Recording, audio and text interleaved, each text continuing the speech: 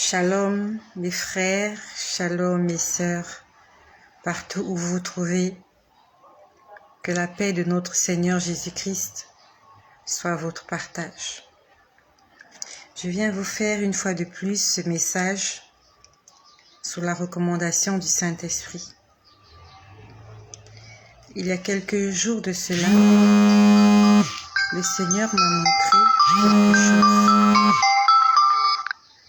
Il y a quelques jours de cela, le Seigneur m'a montré quelque chose. Ça fait exactement... C'était la semaine dernière.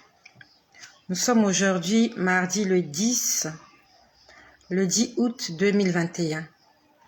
Et ce que je vais vous dire, le Seigneur me l'a montré la semaine dernière, dans la nuit. Au départ, il m'a montré une carte d'invitation. C'était une carte d'invitation à un mariage. Bonsoir à Rayon du Soleil. Que le Seigneur te fasse du bien, Rayon du Soleil. Alors, pendant que je parle à Rayon du Soleil, je ne sais pas, est-ce que nous avions un programme ensemble? Je ne sais plus. Est-ce que tu peux me le rappeler? Je sais qu'on a échangé sur WhatsApp, mais je ne me rappelle plus. Est-ce qu'on avait prévu de faire un programme ensemble? Je ne me rappelle plus. Je vais tout à l'heure consulter. Je vais consulter ma messagerie, ma boîte, pour voir si nous avions prévu de faire un programme ensemble. Je ne me rappelle plus, je ne sais plus. Voilà. Que le Seigneur te bénisse, Rayon de soleil. Donc, ce que je vais vous dire, le Seigneur me l'a montré la semaine dernière et aussi la semaine d'avant la semaine dernière. Ah, juste prier pour moi et mes enfants. Non, rien de prévu. D'accord. Ok. D'accord. Tout à l'heure, je vais aller relire nos messages parce que j'ai beaucoup de messages. Je m'embrouille un peu. Que le Seigneur m'aide. Je vais aller relire mes messages et que le Seigneur me fasse grâce. Je vais vous recontacter afin que nous puissions entrer dans un programme afin de prier pour vous et pour les enfants. Que le Seigneur me fasse grâce, que je puisse respecter cet engagement que je viens de faire et cette promesse que je viens de vous faire. Mais merci pour ces partages et ces messages. Merci. Que la gloire revienne à Jésus-Christ. C'est le Seigneur qui me montre toutes ces choses. C'est le Seigneur qui m'enseigne toutes ces choses. De moi-même, je ne sais pas le faire. De moi-même, je ne sais pas comment ça marche. Lui-même, il vient me montrer les images. Il vient me montrer les sujets d'actualité. C'est le Seigneur qui fait ces choses-là. De par moi-même, je suis incapable de vous dire quoi que ce soit. Je peux voir quelqu'un, ne rien voir dans sa vie, mais quand le Seigneur se met à me détailler, c'est le Seigneur qui me détaille sa vie. C'est pas de la magie, c'est pas de la sorcellerie, c'est pas du fétichisme. C'est un don qui m'a été donné de la part du Seigneur pour l'édification de son peuple et pour la préparation de l'épouse en cette fin des temps. Que notre Dieu soit béni en ce 10 août 2021. Soyez tous bénis là où vous êtes. Le Seigneur Jésus-Christ vous aime. Dans le livre d'Apocalypse au chapitre 1 au verset 3, il est écrit: Heureux, heureux celui qui lit, ceux qui entendent la parole de la prophétie. Heureux ceux qui gardent les choses qui sont écrites, car le temps est proche. La Bible nous dit en Apocalypse au chapitre 1 au verset 3, heureux celui qui lit. Ça veut dire qu'il faut d'abord lire. Qu'est-ce qu'il faut lire? Il faut lire la parole de Dieu. Ne te contente pas seulement de l'écouter, d'écouter les prédications, de chanter des louanges, des adorations. C'est pas mauvais. Mais la Bible nous dit, heureux celui qui lit. Il faut d'abord lire. Après, il dit, ceux qui entendent les paroles de la prophétie. Tu as lu, tu as entendu les paroles de la prophétie et tu gardes ces choses dans ton cœur. Car le temps est proche. Le problème avec les chrétiens, c'est que les chrétiens n'aiment pas lire. Les chrétiens aiment entendre seulement. Les chrétiens aiment parler. Les chrétiens aiment chanter. Les chrétiens aiment danser. Ils n'aiment pas lire. Toi qui m'écoutes, la dernière fois que tu as ouvert ta Bible, c'était quand? Je sais que tu as prié ce matin. Tu as remercié le Seigneur pour la journée. Tu as chanté des louanges. Tu as adoré le Seigneur. Tu es allé sur les réseaux sociaux.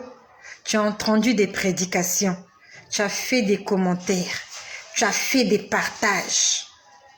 Tu as entendu des louanges, des adorations, des musiciens chrétiens que tu aimes. Tu as liké. Tu as commenté. Tu as partagé.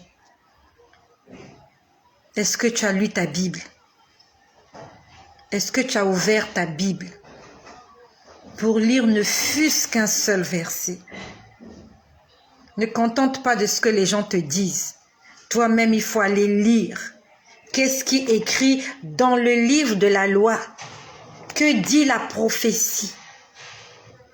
Dans Josué au chapitre 1 au verset 8, il est écrit que ce livre de la loi ne s'éloigne point de toi. Que la Bible ne s'éloigne point de toi. Que la parole de la prophétie ne s'éloigne point de ta bouche. Ça veut dire que tu dois la lire. Médite-la jour et nuit, afin d'agir fidèlement selon tout ce qui est écrit. C'est ainsi que tu auras du succès dans tes entreprises. C'est ainsi que tu réussiras. C'est ainsi que tu comprendras ce que le Seigneur veut t'annoncer. C'est ainsi que tu reconnaîtras les temps que nous sommes en train de passer, les temps de la fin. Si tu ne lis pas la parole de Dieu, comment tu peux déterminer le temps qu'il fait? Il faut que nous puissions lire la parole de Dieu. Je disais qu'il y a quelque temps de cela, c'était la semaine dernière. Le Seigneur m'a montré une carte d'invitation. C'était une invitation à un mariage. Il n'y avait pas le nom de ceux qui se mariaient, ni l'adresse. C'était juste une carte d'invitation parce que j'ai vu qu'il y avait une image sur cette carte. C'était l'image d'une salle de mariage, bien décorée.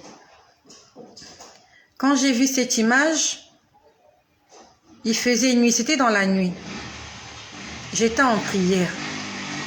Je me suis dit sûrement qu'il y a quelqu'un qui va se marier et qui va m'inviter à son mariage. Et j'ai commencé à prier. J'ai continué à prier parce que j'étais déjà en prière. Et à ce moment-là, le Seigneur m'a éclairci l'image. Il m'a maintenant montré, c'était plus une carte d'invitation. Je me suis retrouvée dans cette salle. C'était une très grande salle avec une très longue table. Quand je dis longue, elle est longue, la longueur. Pas la grandeur, la longueur. Une très longue table. Et je pouvais voir qu'au fond de la salle, il y avait comme une estrade. Il y avait comme un podium qui était réservé pour les mariés. C'est comme dans les salles de mariage. Les mariés sont au fond.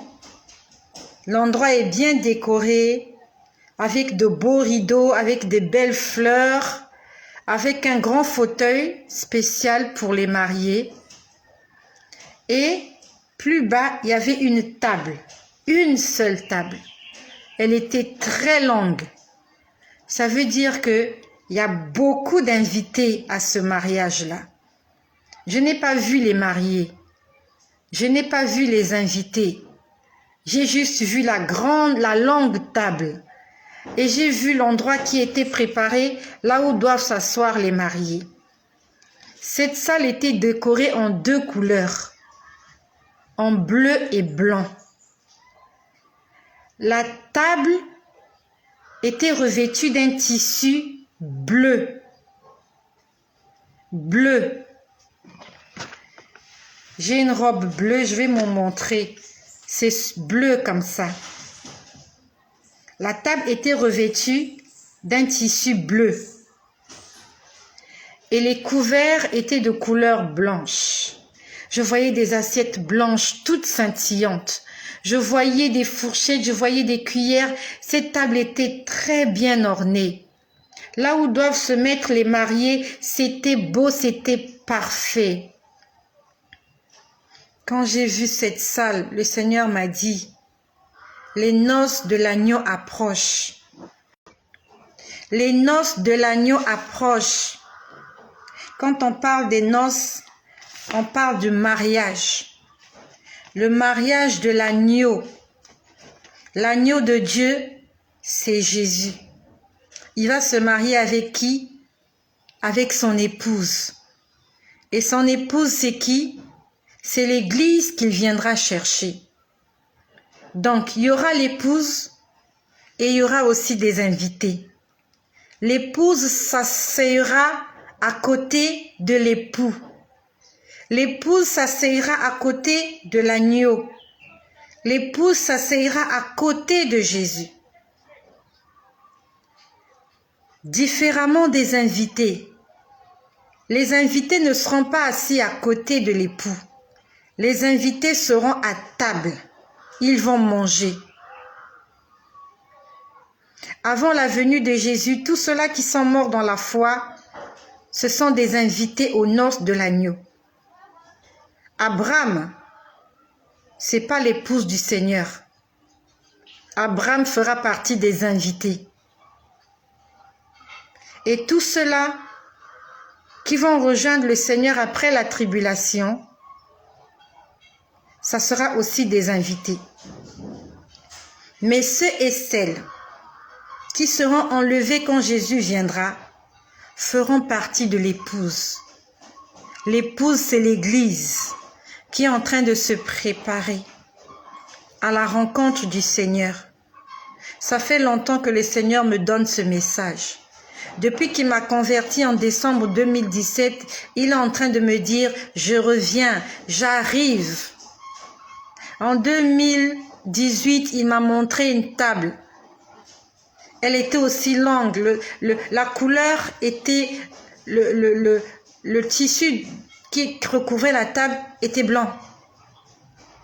Quand on prend la Sainte Seine, je vois aussi une longue table. Le tissu qui recouvre la table est rouge. Rouge comme du sang. Rouge vif. Comme du velours. Mais la semaine dernière, j'ai vu la salle était bleu-blanc. La couleur était bleu-blanc. Le Seigneur m'a dit, tout est prêt. Je suis en train de revenir, tout est prêt. Si le Seigneur est en train de nous interpeller, c'est parce qu'il y a beaucoup d'entre nous. Nous sommes encore dans la distraction. Nous sommes encore dans la distraction. La semaine d'avant en 8, alors que j'étais au bureau, le Seigneur m'a montré l'église. Il m'a montré l'église, mon église locale, là où je prie. Il m'a dit, regarde l'état de ton église. Je ne suis pas venue juger. Je ne suis pas venue polémiquer. Je suis venue apporter un message de salut à quelqu'un. Je n'ai pas le droit de juger. Parce que moi aussi, peut-être que je serai jugée. Je suis venue avertir mon frère. Je suis venue avertir ma sœur. Le Seigneur a dit, préparons-nous. Il m'a montré mon église. Et je pouvais voir que dans l'église, il y avait des gens qui étaient couchés sur les chaises. Dans l'église où je prie, il y a des chaises. Ces chaises sont de couleur rouge. On les appelle généralement des chaises royales. Il y avait des gens qui étaient allongés sur les chaises. Ils dormaient sur les chaises. Je te laisse imaginer combien c'est inconfortable de dormir sur une chaise. Même pendant 1 heure. C'est inconfortable. Tant que tu n'as pas encore trouvé le sommeil profond, c'est inconfortable. Et les gens étaient couchés sur les chaises en train d'attendre quelque chose. Il m'a dit, regarde l'église, le nombre de personnes qui sont en train de m'attendre. Alors que les autres, dès que le culte est fini, ils sont partis. Ça, c'est le Seigneur qui me l'explique après. Il me dit, vous êtes nombreux dans l'église. Dès que le culte est fini, vous passez à autre chose. Vous êtes partis. Votre cœur n'est plus à l'église.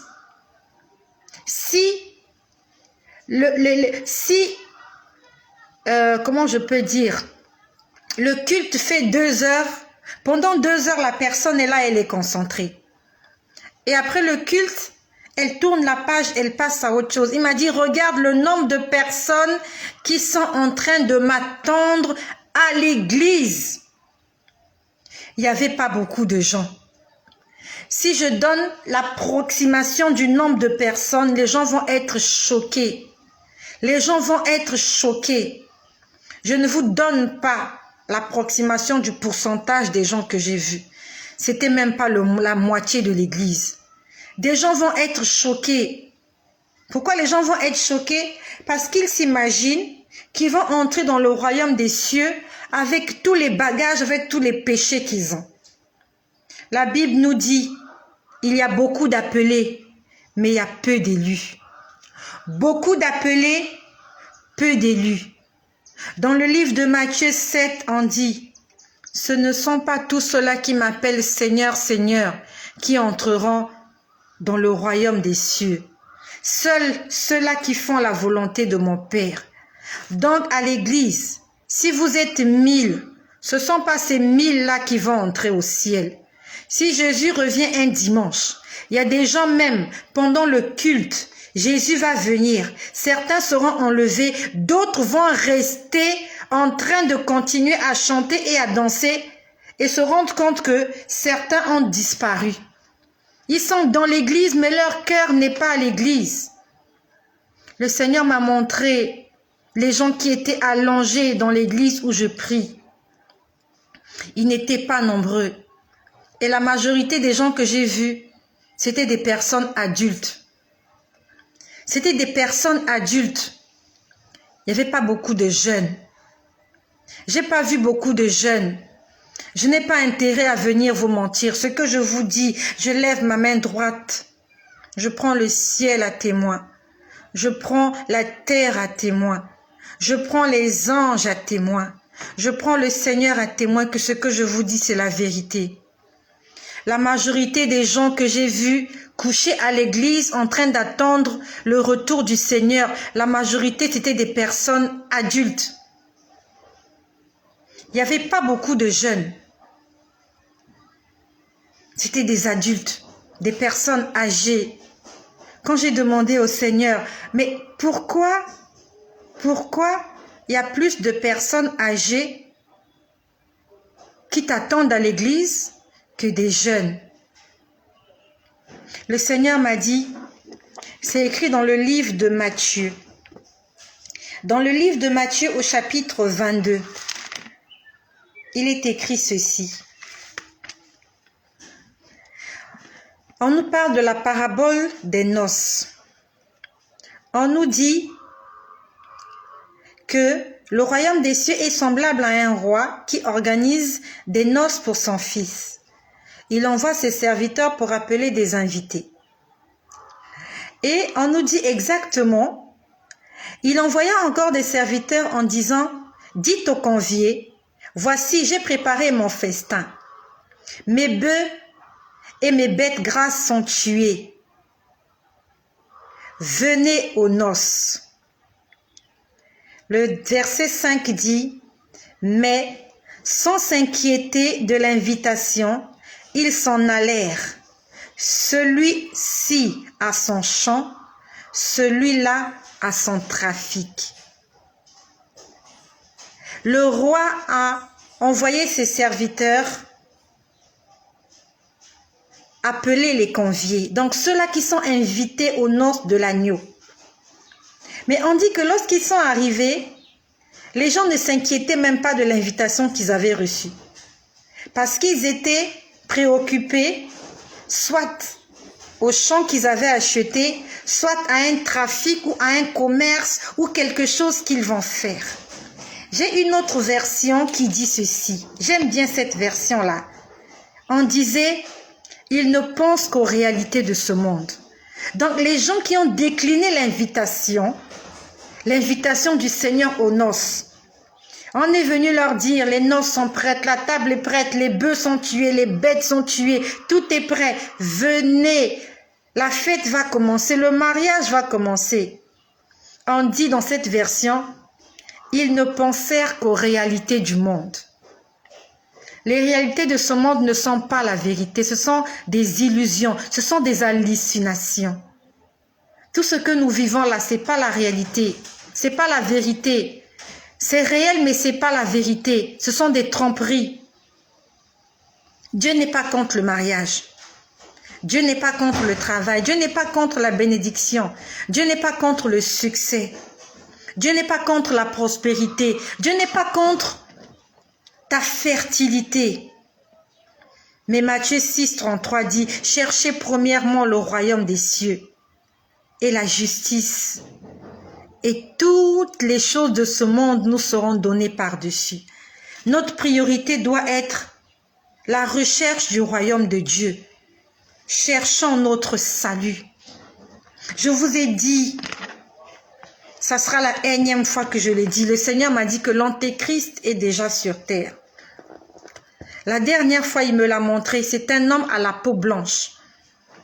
Le Seigneur ne m'a pas donné le pays dans lequel il est originaire.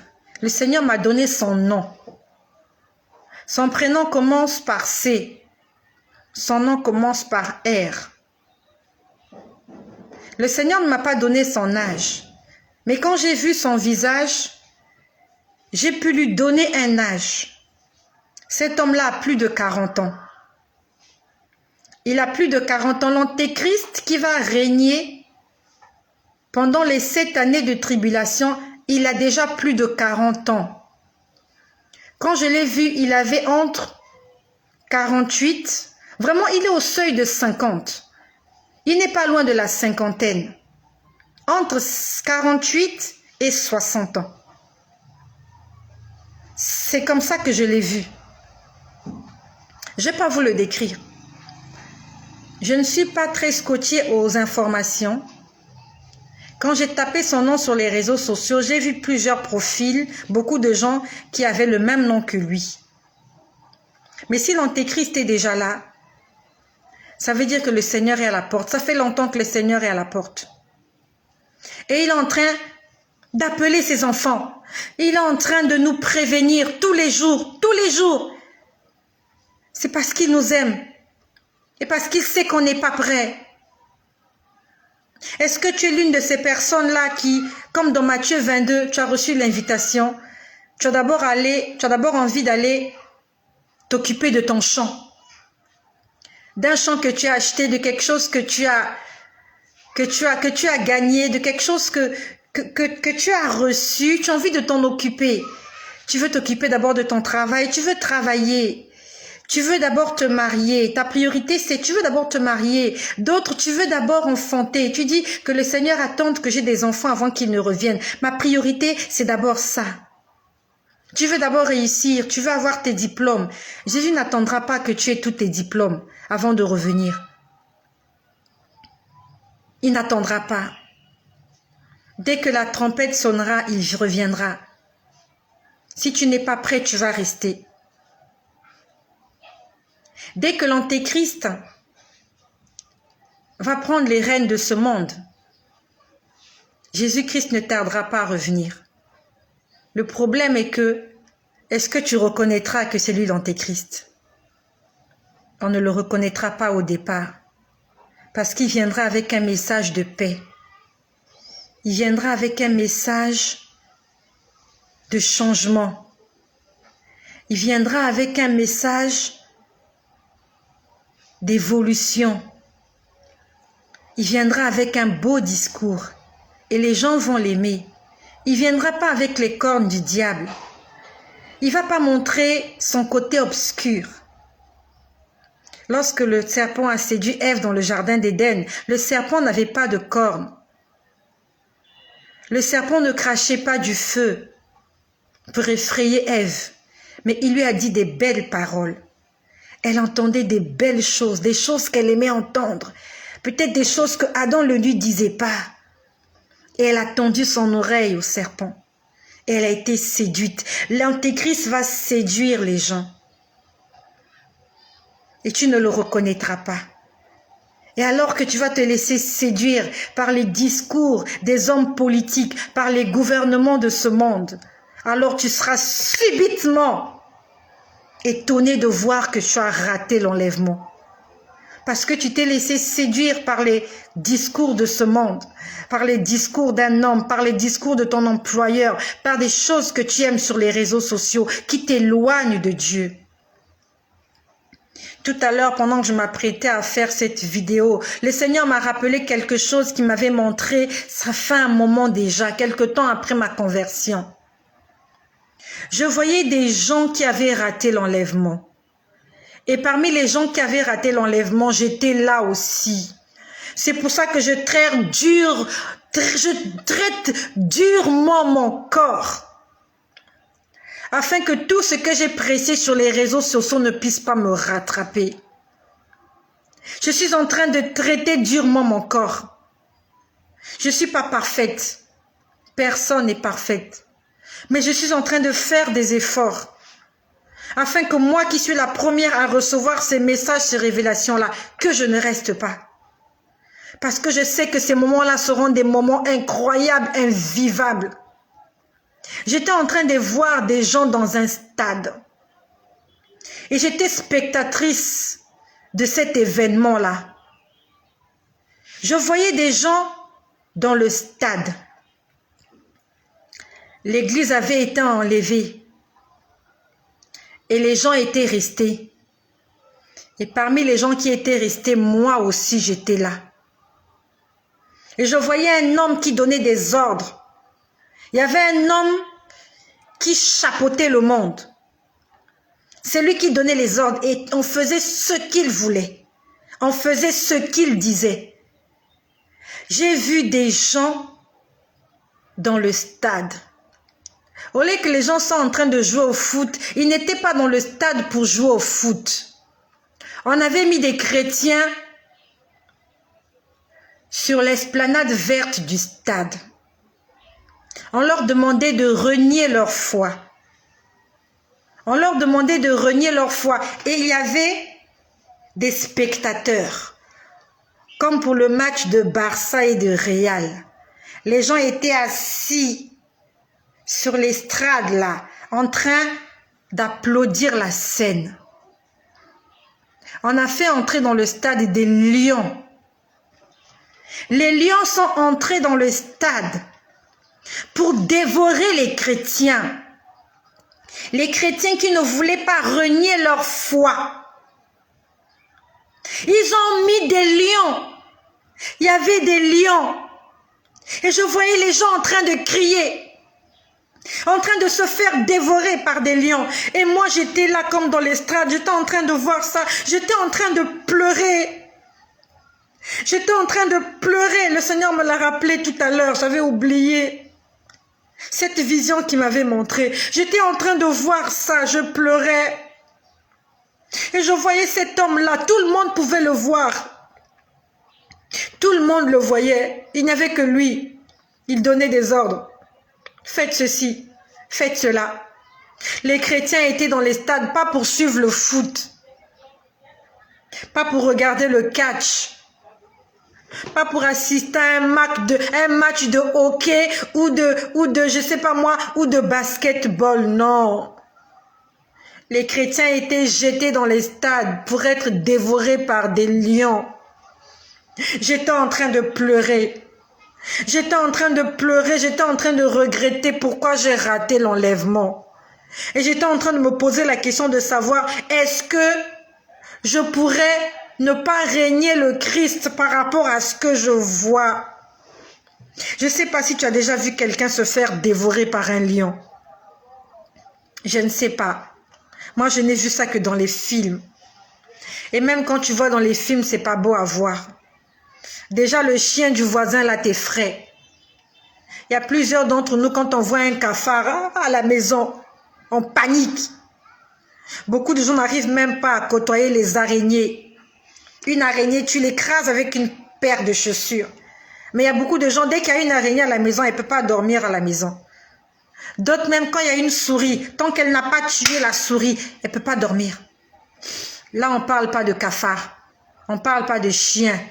On ne parle pas d'araignée. On ne parle pas de souris. On ne parle pas de rat. On ne parle pas de chat. On parle de lions. Des lions affamés. Aujourd'hui, le Seigneur est encore en train de nous interpeller. Il n'y a pas beaucoup de gens qui attendent le retour du Christ parce qu'ils sont préoccupés par les choses de ce monde. Le Seigneur t'envoie une invitation aujourd'hui, une énième invitation. Prépare-toi. Il faut que tu saches que tout le monde à l'église ne partira pas. Le Seigneur l'a déjà dit. Et ça sera ainsi. Mais toi et moi, nous devons tout faire. Nous devons tout faire pour ne pas rater l'enlèvement. Ça sera pas des bons moments. Ça sera horrible. Parce que le diable va se manifester en toute quiétude. Sans inquiétude. Et il va en profiter. Il va sérieusement en profiter. Aujourd'hui, il n'arrive pas à t'atteindre parce que les anges du Seigneur veillent sur toi. Aujourd'hui, il n'arrive pas à anéantir l'Église parce que le Saint-Esprit est encore là en train de se manifester. Quand le Saint-Esprit sera parti avec l'épouse, quand les anges seront partis avec l'épouse, il n'y aura plus d'anges sur la terre. Il n'y aura plus de Saint-Esprit sur la terre.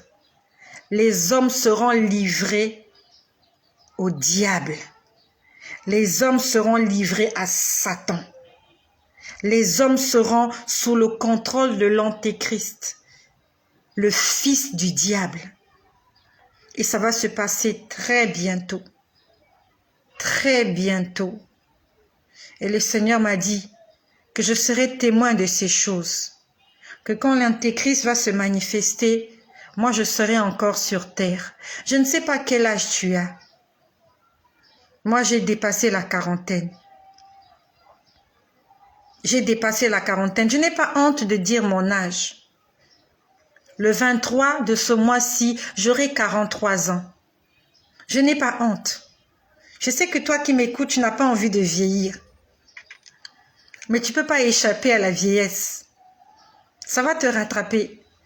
Tu as peut-être 20 ans, tu as 30 ans. Un jour, tu en auras 40. Ce n'est pas une honte pour moi.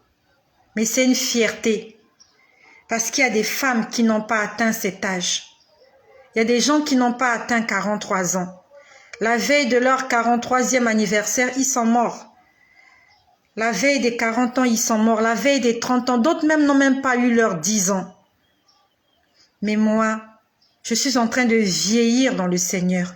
Et le Seigneur m'a fait cette promesse, comme il avait fait à Siméon, que tu ne mourras pas sans avoir vu le Messie, l'agneau de Dieu, le témoin fidèle qui revient bientôt. Prépare-toi. La préparation se fait dans la sanctification. La préparation se fait dans l'amour du prochain. Car la Bible nous dit, recherchez la paix avec tous. Recherchez la sanctification, sans laquelle personne ne verra le Seigneur. Dieu ne viendra pas chercher des prostituées. Il ne viendra pas chercher des impudiques. Il ne viendra pas chercher des adultères, des menteurs, des voleurs. Mais il viendra chercher des hommes et des femmes qui écoutent la parole de Dieu, qui la lisent et qui la mettent en pratique. Merci de partager ce message. Merci d'envoyer un SOS à quelqu'un. Peut-être que comme toi, il ne sera pas témoin de ces choses. Peut-être qu'il va mourir avant. Il y a beaucoup de gens qui vont mourir avant le retour de Jésus. Vous avez entendu que Jacob Desvarieux est mort? Il est mort avant le retour de Jésus. Où est-ce qu'il est allé? Point d'interrogation. Il y a beaucoup de pasteurs, des hommes de Dieu qui sont en train de mourir. Ils ne seront pas témoins de ces choses. Tout le monde ne sera pas témoin de ces choses. Beaucoup de gens vont mourir avant le retour de Jésus. Mais mon souhait est que tu restes encore en vie, afin de te préparer à rencontrer ton roi. Soyez bénis chez vous. Soyez richement bénis. Obéissez à Jésus-Christ. Il est le chemin. Il est la vérité. Et il est notre gage pour la vie éternelle. Et que son nom, que seul son nom, soit glorifié.